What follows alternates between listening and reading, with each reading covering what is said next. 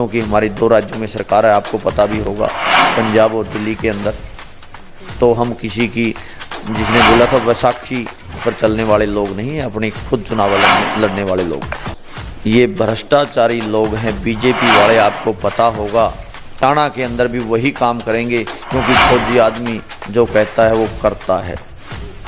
नमस्कार, मैं आपके साथ सोनू रंगा। आप देख रहे हैं जीन मेल। जैसे कि आपको पता है, लोकसभा के चुनाव खत्म होने के बाद विधानसभा की चुनावों पर लोगों की नज़रें टिक चुकी है और हर कैंडिडेट ने अपनी ताल से ताल ठोक दी है। इसी कड़ी में हमारे साथ मौजूद है पवन फौजी जी। हम उनसे खास विधानसभा से बारे में बातचीत करते हैं। जी सर, नमस्कार। नमस्कार सर, आपकी क्या कुछ तैयारियां है विधानसभा को लेके, क्या कुछ एजेंडे रहेंगे आप? हमारे एजेंडे साफ हैं। उचाना हलके को लेकर, विधानसभाओं की तैयारियों को लेकर आम आदमी पार्टी 5 मुद्दों को लेकर चुनाव लड़ रही हैं। पहला शिक्षा का है, स्वास्थ्य का है, महिलाओं को 1000 रुपया देने की बात है, उसके बाद युवाओं को रोज़गार की बात है, 24 घंटे और फ्री बिजली देने की बात है। तो आम आदमी पार्टी जो कहती है वो करती है। तो इन मुद्दों को लेकर हम हरियाणा में, हमारी 2 राज्यों में सरकार है, पंजाब और दिल्ली में। जो काम पंजाब में और दिल्ली में किए हैं वही काम हरियाणा के लोग भी राह देख रहे हैं। आने वाले समय में हरियाणा में भी वही काम हो और अरविंद केजरीवाल जी की सरकार बने। जी सर, जैसे कि आप आर्मी में रहे हो, बॉर्डर पे आपने लोगों की सेवा की है, क्या आप राजनीतिक में भी जनताओं के लिए जो खरा उतर पाएंगे, सेवा कर पाएंगे, साथ के साथ निभा पाएंगे? बिल्कुल, क्यों नहीं निभा पाएंगे।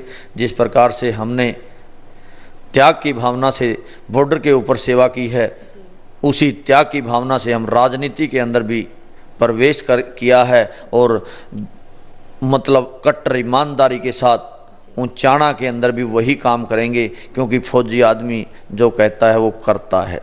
जैसे कि सर बात करें आम आदमी पार्टी के बड़े बड़े चेहरे जेल के अंदर है, इससे पार्टी पर कितना असर पड़ रहा है? क्या कांग्रेस और बीजेपी की टक्कर दे पाएगी आम आदमी पार्टी?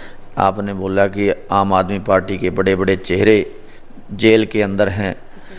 ये भ्रष्टाचारी लोग हैं बीजेपी वाले, आपको पता होगा। सिर्फ किसी से डरते हैं तो वो आम आदमी पार्टी के नेताओं से डरते हैं।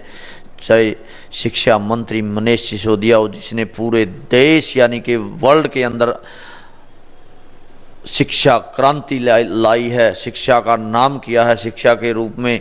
क्योंकि विदेशों से भी आपने पिछले दिनों देखा होगा, जब अमेरिका की राष्ट्रपति की मैडम आई थी, उन्होंने भी केजरीवाल के स्कूल देखने की इच्छा जाहिर की थी।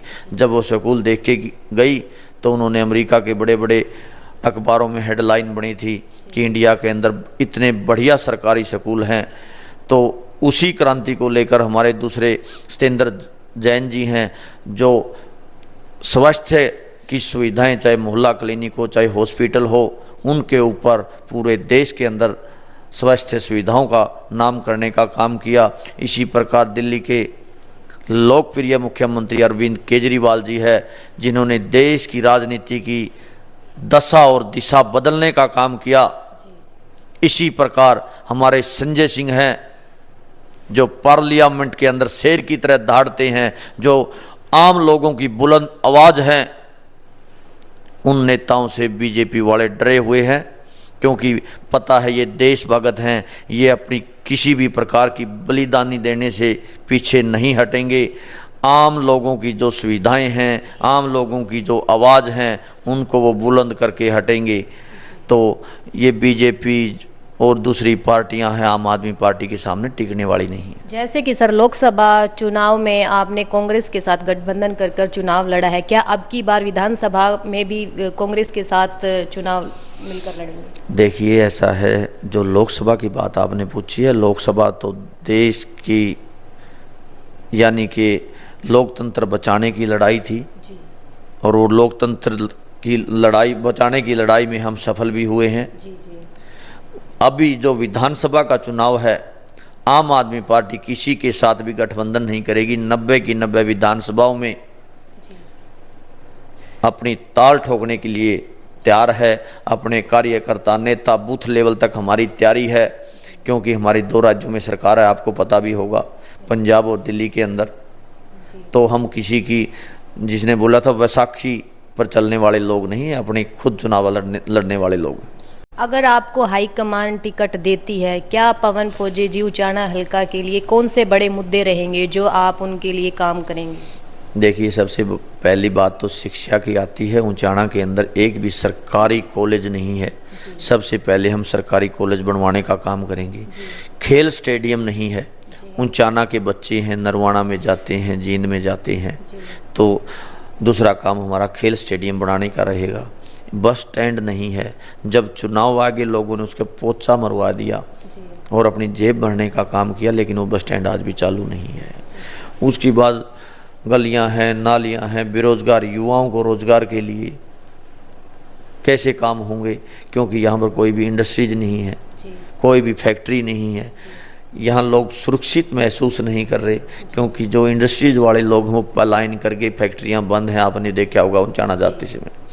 उन लोगों को भी हम प्रोत्साहन करके उचाना के अंदर ले आएंगे और अपने उचाना के युवाओं को रोजगार मिलेंगे। और बहुत से ऐसे काम हैं सत्ता में आने के बाद, जब सरकार की मनसा साफ होती है, करने वाले की मनसा साफ होती है, तो बहुत से ऐसे मुद्दे हैं, बताने की भी आवश्यकता नहीं है। चाहे भ्रष्टाचार का मुद्दा हो, चाहे रोजगार का मुद्दा हो, बहुत ऐसे मुद्दे हैं, वो सारे के सारे करने का काम करेंगे। ऐसा कौन सा अलादीन का चिराग है जो बड़ी बड़ी पार्टियां समस्या का हल नहीं कर पाई, ये पवन फौजी जी हल करेंगे? बिल्कुल करेंगे, क्योंकि उनकी नीयत साफ नहीं थी। आपने देखा होगा दुष्यंत चौटाला की बात आप करना चाहते हैं, मुझे पता है। दुष्यंत चौटाला ने 4.5 साल बीजेपी की गोद में बैठकर उचाना हलके ने जिताया और डिप्टी सीएम उचाना हलके ने बनाया, लेकिन काम उन्होंने सिरसा में जाकर अपने चौटाला गांव में किया। क्या उचाना हलके के लोगों की तरफ उन्होंने आंख उठाकर भी नहीं देखा? आपको पता होगा, किसानों की जब बात आई, किसानों ने उनसे बोला भाई आप त्याग पत्र दे दो, हमारे साथ आओ, आप किसान के बेटे बोलते हो, लेकिन उन्होंने सत्ता के लालच में आकर आंखें बंद कर ली और 4.5 साल तक सत्ता का सुख भोगते रहे। जब बीजेपी ने उनसे किनारा किया, जब उनको किसानों की और जवानों की याद आई। ऐसा तो नहीं है सर, लोगों का कहना है कि जब टिकट लेने आते हैं तो लोग बड़े बड़े वादे कर लेते हैं, लेकिन आप पवन फौजी जी ऐसा तो नहीं कि जो आप अपने वादे किए वो कैमरे तक सीमित रह जाए और उन लोगों के बीच में जुड़े जाए जो मतलब कि काम को लेकर अपनी बातों पर खरे नहीं उतरे? देखिए, ये लोग तो बोलते हैं मैं किसान का बेटा हूँ, जवान का बेटा हूँ। ये ना किसान के बेटे हैं ना जवान के बेटे हैं, ये सिर्फ फोटोग्राफी करवाने के लिए आते हैं, फ़ोटो खंचवाते हैं। किसानों की बात बताता हूँ मैं आपके चैनल के माध्यम से। मैं उन नेताओं को बताना भी चाहता हूँ जो किसान के खेत में जाकर फ़ोटो खंचवाते हैं, कभी ट्रैक्टर पर बैठ जाते हैं, कभी धान लगाना शुरू कर देते हैं, कभी गेहूं का पौधा पकड़कर उसको काटने की, चाहे हेमा मालिनी और बड़े बड़े नेता ऐसे हैं वो काटने की कोशिश करते हैं। मीडिया में खबरें आती हैं हेमा मालिनी ने गेहूं काट दी। मैं आपके चैनल के माध्यम से बताना चाहता हूं, किसान की बेटी है, हमारे साथ गेहूं के खेत में लगकर एक 5 पूरी की पूरी काट के दिखाए, फिर तो पता चले वो किसान की बेटी है। या जो लोग धान की फसल में खड़े होकर काम करने की कोशिश करते हैं, पूरे के पूरा खेत बहा के दिखाए या उनके साथ किसानी का कोई भी वर्क करके दिखाए, ये सिर्फ फ़ोटो तक सीमित होते हैं लोग। जो असल बेटा किसान का है उसने सारी की सारी लोगों की समस्याओं को पता होता है, वे लोगों को क्या दुख है, दर्द है। आपने पंजाब में देखा होगा, पंजाब के मुख्यमंत्री भगवत मान जी, क्योंकि वो आम घराने से जुड़े हुए हैं, जो मुख्यमंत्री बने हैं, वो बोलता है मैं मास्टर महेंद्र का बेटा हूँ। जब बारिश हुई पिछले दिनों यानी कि पिछले साल, गेहूं के खेतों के अंदर बैठ के उसने मुआवजे का ऐलान किया था। और हरियाणा के सीएम को आपको पता होगा, हेलीकॉप्टर में घूमकर लोगों को मुआवजे का ऐलान किया था, लेकिन वो आज तक मुआवजा नहीं मिल पाया। और भगवत मान जी ने 10 दिन के अंदर मुआवजा देने की बात की थी और 10 दिन के अंदर किसानों को मुआवजा मिला। तो हम कहने वाले नहीं, हम करने वाले लोग हैं। अंत में हमारे दर्शकों को क्या मैसेज है सर? मैं अंत में आपके दर्शकों को आपके चैनल के माध्यम से बताना चाहता हूँ और उचाना हलके की सरदारी को बताना चाहता हूँ, आपने जो सालों से सत्ता का सुख भोगने वाले लोग हैं, उनके बाप बाप मुख्यमंत्री थे, किसी के दादा एमएलए था, किसी का बाप एमएलए था, किसी का बेटा बन गया पोता। उन्होंने एक परिवारवाद की राजनीति की है। मेरा दर्शकों को ये निवेदन है कि आप आम घर के बेटे को विधानसभा में भेजो और इन सत्ता के लालची लोगों को अब की बार सबक सिखाओ। जिस प्रकार से आम आदमी पार्टी दिल्ली और पंजाब के अंदर काम कर रही है और किसानों के साथ भी आम आदमी पार्टी के नेता, आपने पता होगा, खड़े मिले थे 24 घंटे। किसानों को बॉर्डर के ऊपर कोई दिक्कत आई, उसको हल करने का काम किया, तो उसका नाम है अरविंद केजरीवाल जी।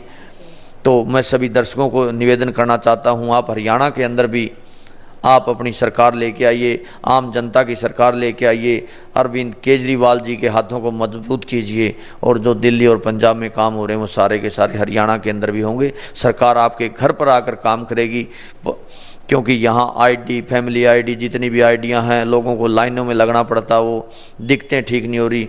और दिल्ली और पंजाब के अंदर टोल फ्री नंबर जारी कर रखा है, उस नंबर के जरिए आप कॉल कीजिए, आपके घर पर आकर अधिकारी काम करके जाएगा।